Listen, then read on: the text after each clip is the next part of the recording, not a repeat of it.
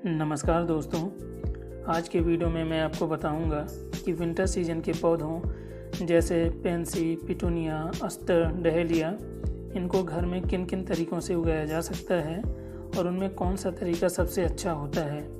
साथ ही साथ वीडियो में ये भी बताऊंगा कि इनकी देखभाल कैसे करते हैं। अब बात करते हैं बीजों को ख़रीदने की, तो दोस्तों आप किसी भी ऑनलाइन शॉपिंग साइट या अपने लोकल मार्केट से बीज खरीद सकते हैं।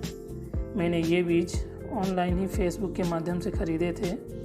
दोस्तों फेसबुक में ऐसे कई नर्सरी ग्रुप हैं जो कि अच्छी क्वालिटी के बीज बेचते हैं। मैंने इन्हीं नर्सरी ग्रुप से 10 तरह के फूलों के बीज मात्र 150 में ख़रीदे थे। इनको उगाने का सबसे अच्छा समय सितंबर से नवंबर तक होता है।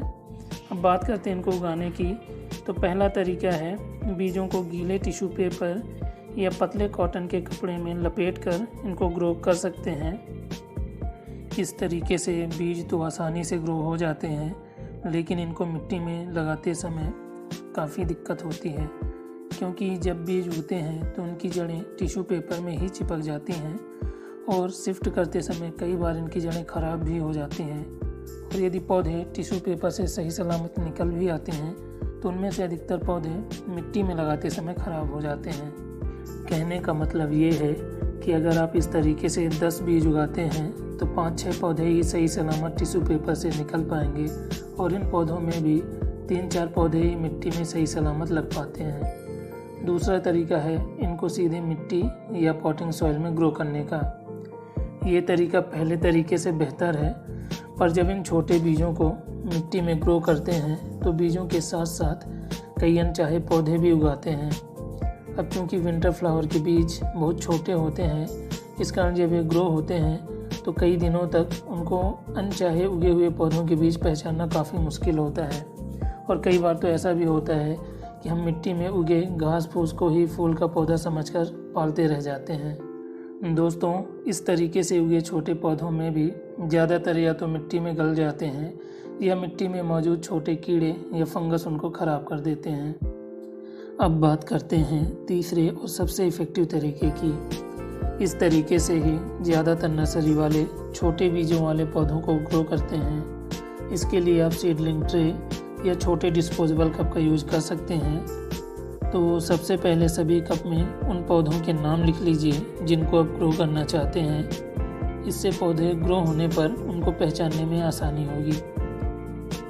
ध्यान रहे इन सभी डिस्पोजेबल कप में पर्याप्त ड्रेन होल जरूर बना लेना है। अब बात करते हैं ग्रोइंग मीडियम की, तो इसके लिए आप कोकोपीट और कोई भी ऑर्गेनिक खाद जैसे वर्मी कंपोस्ट या गोबर खाद का इस्तेमाल कर सकते हैं। कोकोपीट को इस्तेमाल करने से पहले उसमें थोड़ा पानी मिला लेना चाहिए ताकि पॉटिंग मिक्सचर आसानी से बन जाए। दोस्तों चाहें तो आप बीजों को ग्रो करने के लिए केवल कोकोपीट का भी इस्तेमाल कर सकते हैं। अब हम कप को लगभग 80% ग्रोइंग मीडियम से भर के उसको हल्के हाथ से दबा देते हैं ताकि इनमें बीज बोते समय वो ज़्यादा नीचे ना दब जाएं, नहीं तो वो उग नहीं पाएंगे। अब लगभग 3-4 बीजों को कप में लिखे नाम के अनुसार बोकर ग्रोइंग मीडियम से ढक देना है। सभी बीजों को कप में अच्छी तरीके से लगाने के बाद इनमें पानी जो है वो स्प्रे की मदद से ही डालना है। अब सबसे ज़रूरी बात, इन सभी को किसी ट्रांसपेरेंट चीज़ जैसे डिस्पोजेबल ग्लास, पॉलीथीन या बड़े ट्रांसपेरेंट पॉट से ढककर किसी लाइट वाली जगह या ऐसी जगह पर रखना है जहां कम से कम 2-3 घंटे धूप आती हो। ऐसा करने से ग्रोइंग मीडियम में नमी और हल्की गर्मी लगातार बनी रहती है। कहने का मतलब ये है कि बीजों को ग्रीन हाउस इफ़ेक्ट मिल जाता है, जो कि इनकी हेल्दी और फास्ट ग्रोथ में मदद करता है। ये जो रिज़ल्ट आप देख रहे हैं वे 5वें दिन के हैं और आप देख सकते हैं कि लगभग सभी फूलों के बीज उगाए हैं, पर ये अभी प्लांटेशन के लिए रेडी नहीं है। तो इनको अगले कुछ दिनों के लिए ऐसे ही रखना है और अगर लगे कि ग्रोइंग मीडियम सूख रहा है तो हल्का पानी स्प्रे की मदद से डाल देना है। दोस्तों अगर आप कोकोपीट को किसी भी ग्रोइंग मीडियम या पॉटिंग मिक्सचर में यूज करते हैं तो पौधों की ग्रोथ अच्छी होती है और उनके बचे रहने के चांसेस भी ज़्यादा रहते हैं, क्योंकि कोकोपीट में एंटी फंगल और एंटी बैक्टीरियल गुण होते हैं जो कि पौधों को छोटी मोटी बीमारियों और फंगस से सुरक्षित रखते हैं।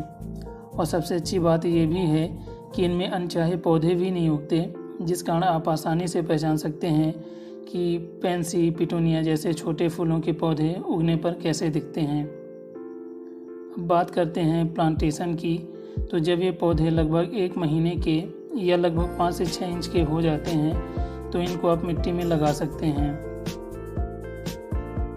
इनकी अच्छी फ्लावरिंग और ग्रोथ के लिए 3 भाग मिट्टी, 1 भाग कोई भी जैविक खाद जैसे वर्मी कंपोस्ट और 1 भाग रेत का इस्तेमाल कर सकते हैं। दोस्तों, फ्लावरिंग प्लांट के लिए धूप बहुत ज़रूरी होती है, तो पौधों को ऐसी जगह रखें जहां कम से कम 4-5 घंटे इनको धूप मिल सके।